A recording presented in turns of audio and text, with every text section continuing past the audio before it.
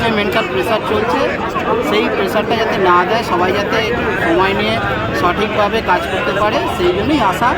আমরা এর আগে ব্লক ভিত্তিক আমরা জানিয়েছি, এখন আমরা সেটা আরও বড় প্রতিবাদ সভা হিসাবে ইসিআইএম দপ্তরে এসেছি। আমাদের মূল লক্ষ্য হচ্ছে ঠিক সময়ে কাজটা করতে হবে এবং প্রেশার না দিয়ে, প্রেশার যাতে না হয়, বিএলওরা যাতে নির্দিষ্ট ছন্দে কাজ করতে পারে, তার স্কুল বাঁচিয়ে। বিশেষত এই সময় স্কুলে একটা বড় আওয়াজ চলছে পরীক্ষার সিজন, সেই পরীক্ষার সিজনে খাতা দেখারও একটা প্রেশার আছে। আমি নিজে বলছি আমাকে 200 খাতা দেখে আবার বাকি কাজগুলো করতে হচ্ছে, রাত্রি জেগে কাজ করতে হচ্ছে, এটা অনেকেই নিতে পারছে না সেটা। সেই যারা এই কাজটা করতে পারছে না, যাতে আপনার ব্যক্তিগত অভিজ্ঞতা কি? আমার ব্যক্তিগত অভিজ্ঞতা, কাজটা এত জোর করে চাপিয়ে দেওয়াটা ঠিক হয়নি। এই ডেটা এন্ট্রিটা চাইলেই কিন্তু অন্যভাবে করানো যেতে পারত। তো আমরা যেরকম ডোর টু ডোর যেটা দিয়েছিলাম, ফর্মটা দিয়ে কালেক্ট করে নিয়ে এই কাজটা আমাদের শিক্ষকদের উপর প্রেশার রাখতে পারবেন। আপনি কি এই যে আপনি এনভায়রনমেন্টাল ফর্মটা দিয়েছেন, তারপরে এন্ট্রি করছেন, বাড়িতে গেছি, ফর্ম ফিল আপ করানোর সহযোগিতা করেছি এবং প্রত্যেকটা ফর্ম কালেক্ট করেছি এবং সেগুলো রাত্রি জেগে ডেটা এন্ট্রি। ঠিক আছে, আপনার বুথে কত? আমার 751 জন ভোটার আমার বুথে। ঠিক আছে, তো আমি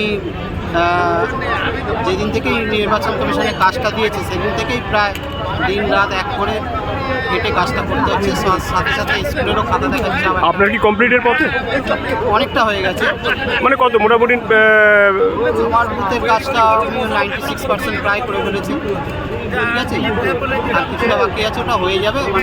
মানে সময়ের মধ্যেই আপনার হয়ে যাবে আশা করা যায়। তাই যেহেতু আমার বুথের ভোটারটা কম ছিল, তাই না আপনি আমারই বাদার্স যারা আছে তাদের অনেক বেশি ভোটার, 1200, 1300, 1400 ভোটার আছে, তাদের ক্ষেত্রে সত্যি না। আপনি তো একজন বিএলও, চাপটা কোথায়? চাপটা অনেকটাই ছিল, চাপটা অনেকটাই ছিল এবং এখনও আছে।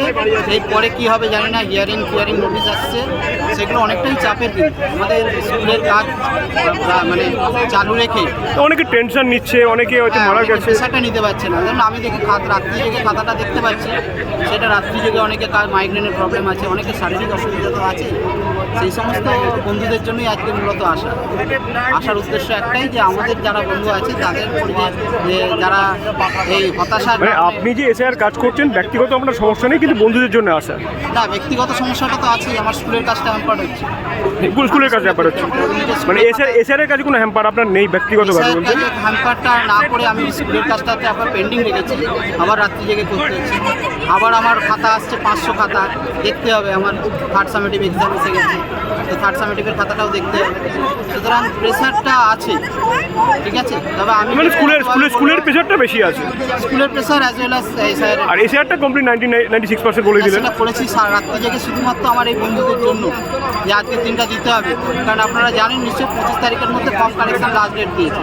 তো আমরা বিশেষত কালকের দিনটা অনেকটা তড়িঘড়ি করে কাজটা করা হয়েছে, যেটা প্রায় বাড়ির সঙ্গে প্রায় টাচ নেই, সারাদিনই বাইরে থাকা। ঠিক আছে, তো এইভাবে কাজটা চলছে।